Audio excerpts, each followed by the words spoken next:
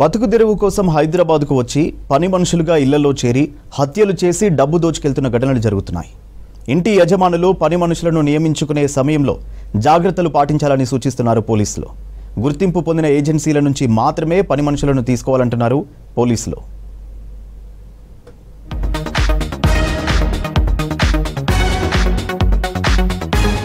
హైదరాబాద్కు ఉపాధి కోసం వస్తున్న ఇతర రాష్ట్రాల ప్రజల సంఖ్య పెరిగిపోతోంది. వారిలో కొంతమంది పని మనుషులుగా చేరుతున్నారు. అనంతరం అదును చూసుకొని దోపిడీలు చేస్తున్నారు. ఇటీవల కూకట్పల్లిలోని స్వాన్ లేక్ అపార్ట్మెంట్స్లో రేణు అగర్వాల్ అనే మహిళను ఇంట్లోని పని మనిషే హత్య చేసి నగదు బంగారంతో పరారయ్యాడు.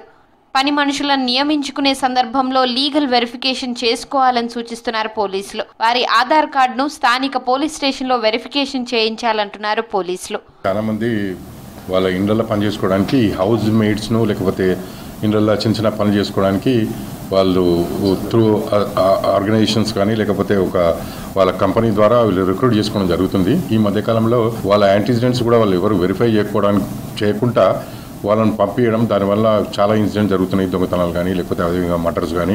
అయితే ఈ మధ్యకాలం మనం నోటీస్ చేసిన కేసులలో మేజర్ కేసు మనం చూసుకున్నట్టయితే రేణు అగర్వాల్కి సంబంధించిన ఇష్యూ. అందులో కూడా వారి యొక్క యాంటీసిడెంట్స్ వెరిఫై చేయకుండా వాళ్ళని అపాయింట్ చేసుకోవడం జరిగిందండి.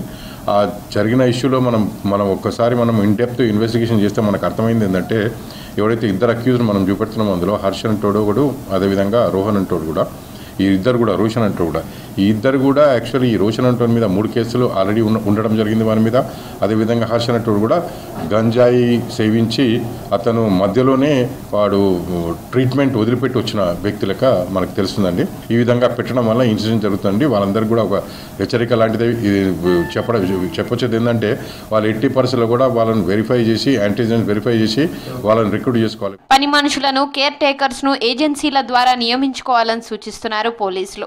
కానీ కొందరు యజమానులు తెలిసిన వ్యక్తులను, బంధువుల ద్వారా పరిచయమైన వ్యక్తులను తక్కువ డబ్బులకు పని మనుషులుగా పెట్టుకుంటున్నారు. ఈ సందర్భాలలో దోపిడీలు, హత్యలు జరుగుతున్నాయంటున్నారు పోలీసులు. హైదరాబాద్లో ఉపాధి అవకాశాలు ఎక్కువగా ఉండడంతో ఇతర రాష్ట్రాల నుంచి పనుల కోసం వచ్చే వ్యక్తుల సంఖ్య పెరిగింది. పని మనుషులుగా వృద్ధులను చూసుకోవడానికి కేర్ టేకర్స్గా చేరుతున్నారు. యజమానుల వద్ద ఉద్యోగం మానేసిన తర్వాత కూడా దొంగతనాలు, దోపిడీలకు పాల్పడుతున్నారని తెలిపారు పోలీసులు. మాక్సిమం మీరు ఒకవేళ మీకు ఐడియా లేకున్నా కూడా పోలీస్ స్టేషన్కి వచ్చి కూడా మీరు వెరిఫై చేసుకోవచ్చండి వారి యొక్క యాంటీసిడెంట్స్. ఇప్పుడు ఫర్ ఎగ్జాంపుల్ మీరు పల్లెటూరు నుంచి తీసుకొచ్చే వాళ్ళని పెట్టుకుంటారు, లేకపోతే ఏదైనా కంపెనీ ద్వారానో రిక్రూట్, లేకపోతే మీ పర్సనల్ రిక్రూట్మెంట్ తీసుకున్నప్పుడు మీరు పోలీస్ స్టేషన్ కూడా వచ్చి కూడా వెరిఫై చేసుకోవచ్చండి వాళ్ళ యాక్సిడెంట్స్, వీళ్ళ పూర్వపురాలు ఏ విధంగా ఉన్నాయి. ఒకవేళ అనుమానం అనిపించినా లేకపోతే ఆ వ్యక్తి యొక్క నడవడిక మీకు ప్రాపర్గా ఉన్నట్టు అనిపించకపోయినా కూడా మీరు పోలీస్ స్టేషన్లో వీరి మీద కంప్లైంట్ చేయొచ్చండి. మేము కూడా పర్సనల్ ఎంక్వైరీ చేయడం జరుగుతుంది. సిటీలో ఇళ్లలో పనిచేసే వ్యక్తులను యజమానులకు అందించే ఏజెన్సీలు చాలానే ఉన్నాయి. పని మనుషుల నేర చరిత్రపై స్థానిక పోలీస్ స్టేషన్లో విచారణ చేసిన తర్వాతే ఏజెన్సీలు పంపాలంటున్నారు పోలీసులు.